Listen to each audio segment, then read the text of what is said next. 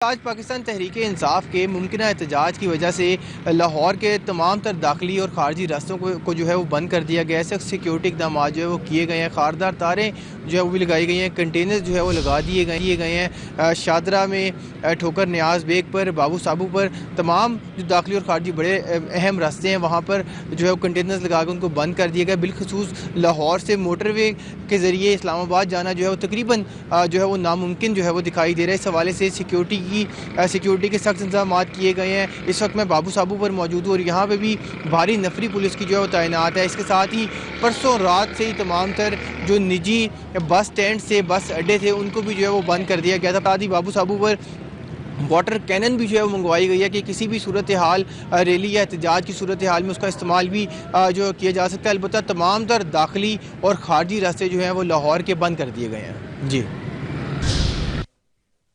Timur ہمارے